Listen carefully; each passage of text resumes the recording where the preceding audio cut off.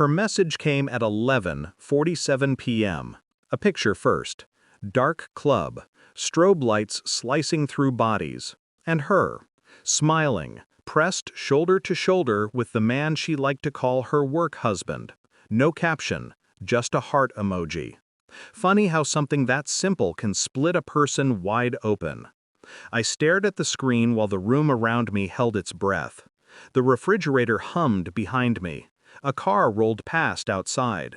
My life, quiet, predictable, didn't know it had already been abandoned. Then another message. Don't wait up. We're celebrating a big deal. We. I read the word 3 times. Each time it sounded a little less like a slip and a little more like a confession. Minutes later, I heard her earlier words echo through the house, still lodged in the walls. If you don't like how I live my life, leave. She'd said it with a laugh, a toss of the hair, a shrug meant to slice without seeming sharp. I hadn't answered then, but now, staring at the photo, I felt something inside me loosen. Not break, just detach. As if a knot I'd lived with for years had quietly undone itself.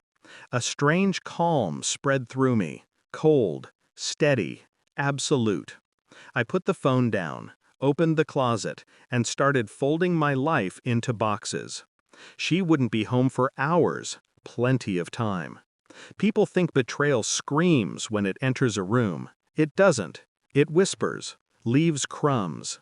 Small, quiet things only noticeable when you step back and see the pattern. The late nights suddenly tied to client emergencies. The new perfume she said a coworker recommended. The way she flinched when I set my hand on her back, like the memory of someone else had gotten there first. Still, I told myself I was imagining it, a tired mind inventing monsters in the dark. But there was one moment, small, forgettable, that replayed in my head as I packed my clothes. Last Tuesday, she came home humming. Not a song I recognized, something upbeat, careless. She moved around the kitchen like she was floating. When I asked what put her in such a good mood, she didn't answer. She just smiled into the refrigerator, like the truth lived somewhere behind the milk carton. I think that was the moment I stopped believing her. Tonight only confirmed what had already been growing inside me. I was living with someone who had learned how to lie without using words. Still, I didn't rush, didn't rage. There's clarity in stillness, and I held onto it like a blade. The house felt different while I packed, lighter, as if it knew something I hadn't fully accepted yet. Her side of the closet smelled faintly of a cologne I didn't own. Her laundry basket held a blouse I'd never seen her wear to work. And on the dresser, her bracelet, the one she claimed she lost, sat tangled with a tie clip I didn't recognize. I turned it over in my hand. No initials, just fingerprints. Not mine. Betrayal had a weight. This was it. But I still wanted proof. Not of what happened, I already knew. I wanted proof of who I'd become, standing at the edge of a life I didn't want anymore.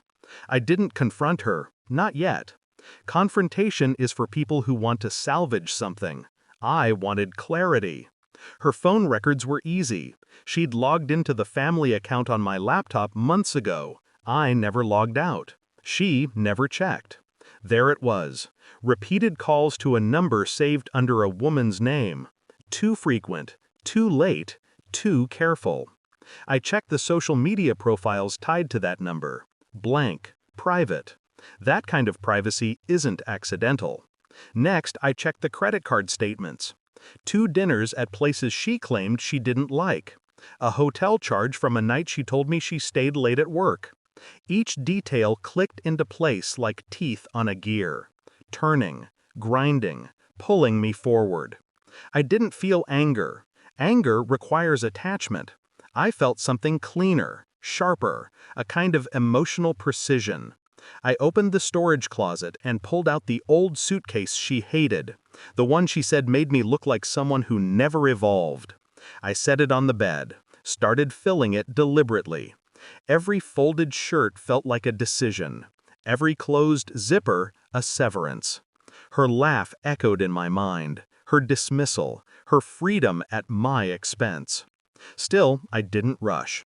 When I finished packing, I sat on the edge of the empty bed and waited. Listened to the ticking of the thermostat. Let the silence tell me what I already knew. This marriage died long before tonight. I was just the last one to walk away from the corpse. At 2:58 a.m., headlights swept across the window. Then the front door rattled. Keys scraped against the lock. Too loud, too clumsy. She stumbled inside, perfume heavy, laughter still on her breath. "Where are you?" she called out, expecting the usual fight. I stepped out of the bedroom. Her eyes widened, then narrowed. She saw the boxes, the suitcase by the door, the empty closet behind me. What are you doing?" I didn't answer. I simply held up her phone records, printed, highlighted, undeniable. Her face drained. She looked at the page, then at me, then at the door, as if calculating every escape, every lie, every angle. "You're misreading that," she whispered. But her voice cracked. Her throat couldn't keep the lie steady. I watched her crumble, but felt nothing. A distant observer. A man attending his own autopsy. "I found your note," she said finally, voice trembling, because I had left it on the counter before she walked in. "You're right. I don't like it. So I left." She grabbed my arm, desperate now. "Please, we can talk about this." I looked at her hand like it belonged to a stranger. "There's nothing to talk about," I said quietly. She shook her head fast, panicked. "This is over? One night? One mistake?" But her eyes betrayed her.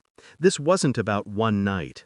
This was about every night she thought I was too blind to see.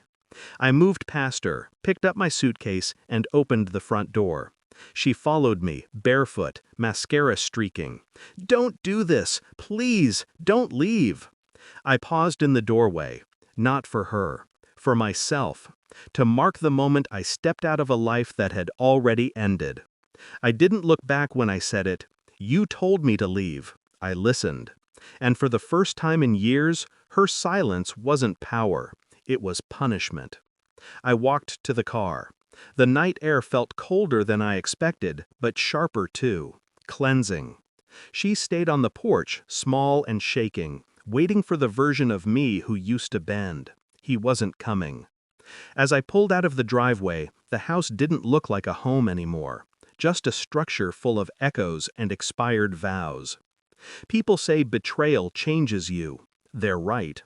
But the real change isn't the pain. It's the clarity that follows. The terrifying, liberating knowledge that you can't unknow the truth. I didn't need revenge. I didn't need an apology. Walking away was the revenge. Because she finally understood something she never thought possible. I wasn't afraid to lose her. I was afraid to lose myself. Now I was done with both. And as the road opened in front of me, I felt the final truth settle inside me. Quiet, brutal, and final. Leaving wasn't the end. It was the first honest thing I'd done in years.